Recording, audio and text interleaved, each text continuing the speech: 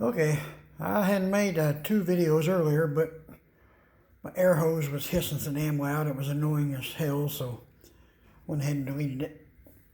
But a customer requested we painted this dash, and after doing a little research, from my understanding, Mopar used what they called a crinkle finish paint, and as it dried, it kind of wrinkled up a little bit, and it simulated a leather texture. And well, since we've been over budget on this car for about the last 8 or 9 months, had to put my noggin to use to figure out what was going to be a good economical way to paint this with something that was of a decent quality that would last but not cost an arm and a leg. So I went to the Tractor Supply place here in Greenwood, Arkansas, and I got a gallon of their farm implement paint. That is a satin black. It was $29 for the gallon, and then the pint of activator I think was about the same price. And then I got a quart of mineral spirits, so I spent, I don't know, maybe $65, $70 plus tax on it. And I also used the same paint to paint the floor pan of the car, because whenever we bought paint, we didn't anticipate changing the floor pan, so I didn't have enough paint to paint the floor pan, so I just went ahead and painted it black. But I'll get it how I sprayed this and achieved the texture. I mixed the paint 8 to 1 to a half.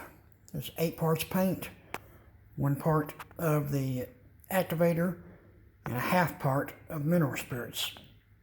Now, on the can, it recommends mixing 8 to 1 to 1.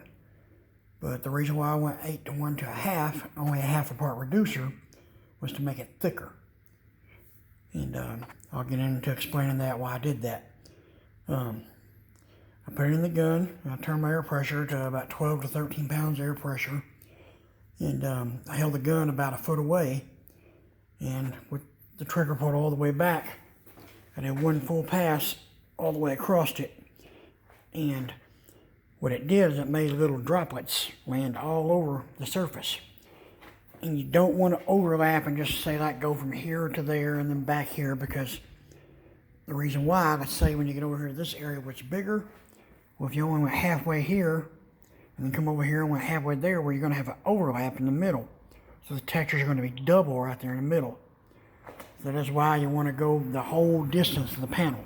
That way nothing's overlapping and the texture doesn't get inconsistent. And what I did after I put 1 coat of texture on there, I waited 15 minutes. And the reason why, you want it to skim over, because those little droplets, you don't want them to flow out. And that's why I only added a half part reducer. If I would have added a full part, like I said, it would have flowed out more and the drops wouldn't have been as pronounced. And you can see here, it does kind of simulate a vinyl texture. No, I'm sure it's not exactly like what Mopar did, but as I said, you know, we've been over budget, so I was finding a way to do this as cheap as possible. And so what I did is, after the first mist coat, I waited 15 minutes, and then I did another mist coat, waited 15, well actually I waited 20 minutes in between coats, not 15. And I did 3 mist coats like that, waiting 20 minutes in between each coat. So it took an hour to do that. Then I went and poured the paint out of the gun back into the bucket, and I added a half part more mineral spirits to it, and that made it thinner. I come back and I laid a medium wet coat all over it, and then come right back over there and laid 1 wet coat over the top of that. And then I waited 15 minutes after that. And then I come back and I laid another full wet coat all over it. And then I waited 25, maybe 30 minutes after that, and then did my last full wet coat.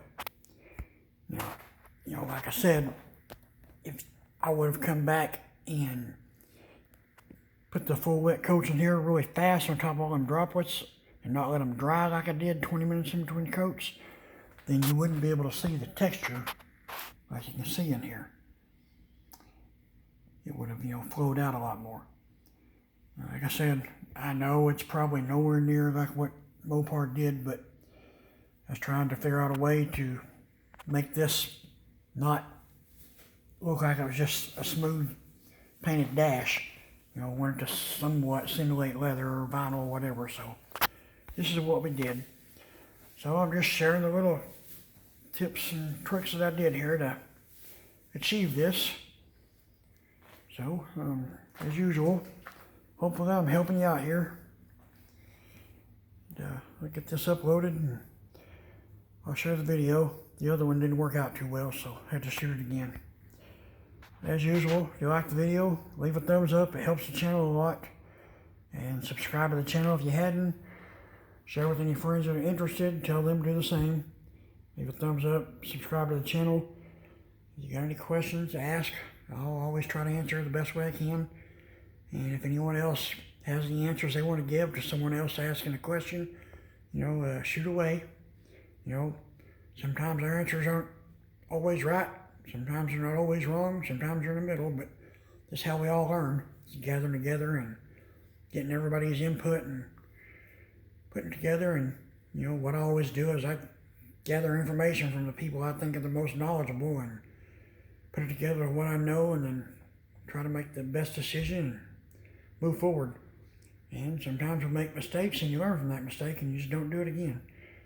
But that's what my channel is all about, is trying to help people learn and do the stuff on your own so you don't have to pay somebody an arm and a leg to do it. Y'all have a good night. Thank you.